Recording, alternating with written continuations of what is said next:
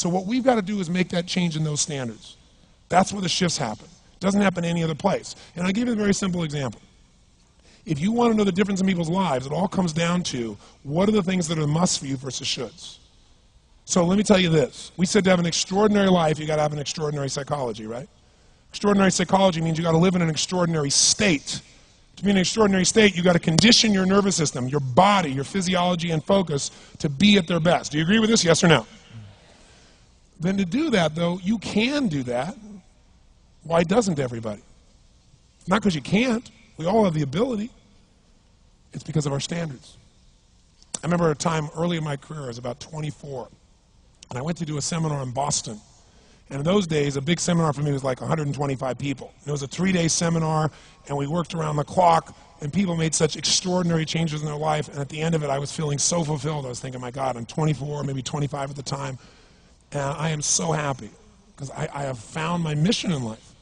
I'm doing what I love. It's making a difference in people's lives. This is extraordinary. So we finished about midnight on the Sunday night. And around midnight, you know, I'm still wound up, so I don't feel like going to bed. So I decided, okay, you know, let me take a walk here, and I decided to go through Copley Square. If you've been through Copley Square, you know it's a pretty neat place.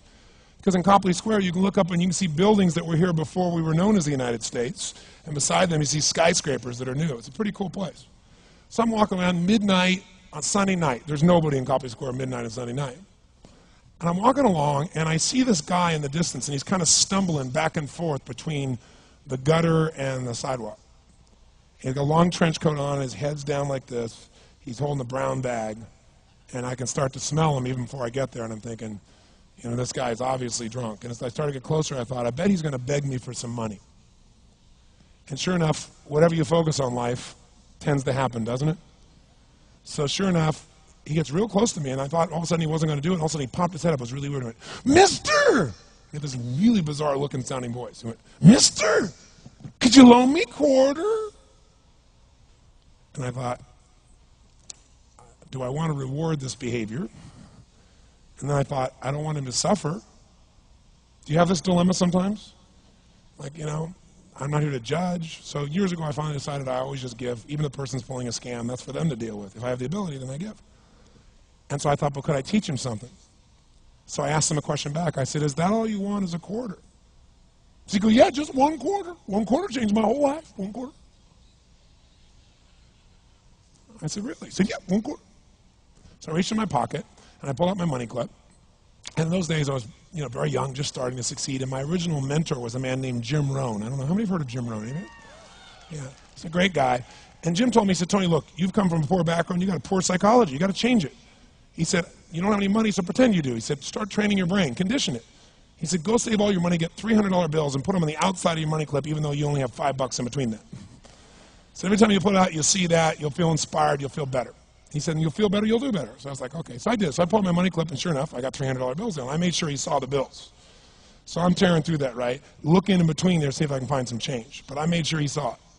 Sure enough, he's looking at the $100 bills, checking it out. I find the quarter, I pull it out, take the money, put it in my pocket. I notice he's watching my hand going into the pocket. I took the quarter, and I looked at him, and I said, sir, life will pay any price you ask of it. And I gave him the quarter. And then something really interesting happened. He took the quarter. He looked at the quarter. He looked at me. He looked at my pocket. He looked back at the quarter, looked at me, looked at my pocket, looked at me again, looked at the quarter, looked at my pocket, looked back at me and said, you're weird.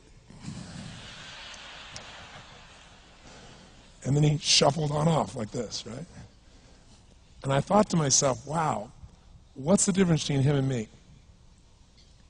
I mean, I was 24, 25 at the time, doing what I love most, have my mission in life, and he's in his early 60s, drunk on the street begging for quarters. What's the difference? And I thought, well, maybe God's blessed me because I'm such a good person. I thought, oh, and he's such a bad person, that's such bull.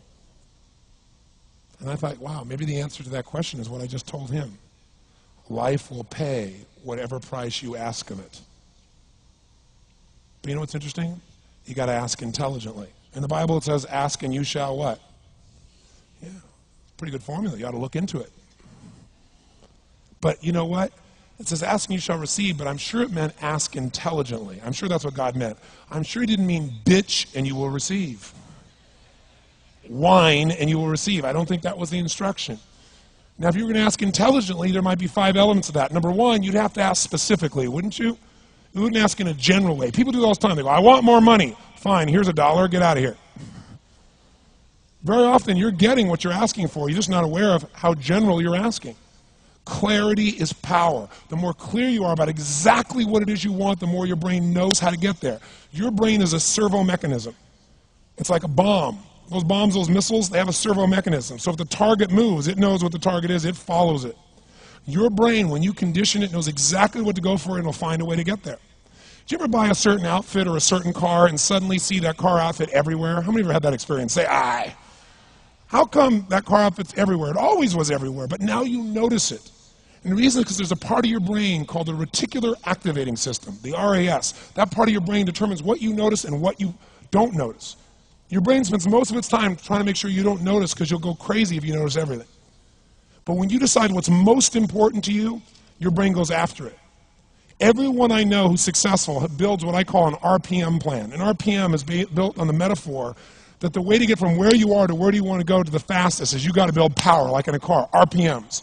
And the R stands for they know the result they're after. They know what they want precisely. If you don't know exactly what you want or you let yourself get beyond that into something general, you're not going to achieve it. Clarity is power. You've got to know the specific result you're after. What do you want? If you can't answer that question right now in your personal life, in your body, in your relationships, in your finances, in your spirituality, then you're not going to be as fulfilled as you want to be. Today we're going to have you answer one of those questions at least. The second part of it, you got to know P, why you're doing it. Because you know what? You may get a big goal. Someone says, I want to make $1 billion. I want to bring peace to the earth. Why? Because as soon as you come up with a goal, all the obstacles show up. Unless you've got enough emotional drive to break through that, you're never going to discover what it really takes. So you got to get yourself past that. And the way to get past that is have enough reasons. Reasons come first, answers come second. This man did not know what he wanted. He did not have enough reasons. To ask intelligently, you got to ask specifically. To ask intelligently, you got to know why you want it, have enough drive to make it happen, enough juice to make it happen. If you don't have enough reasons, you will not make it happen. And the M is, what is your massive action plan? What is going to get you to actually fall through? Because the first plan's not going to work and the second plan's going to work, so you better have enough plans that if the first two don't work, you still got something else. Otherwise, you're going to be having excuses why it didn't work. So asking intelligently requires that. So if we're going to be extraordinary in our results, we've got to be in an extraordinary state. We've got to know what we want and we've got to go use it.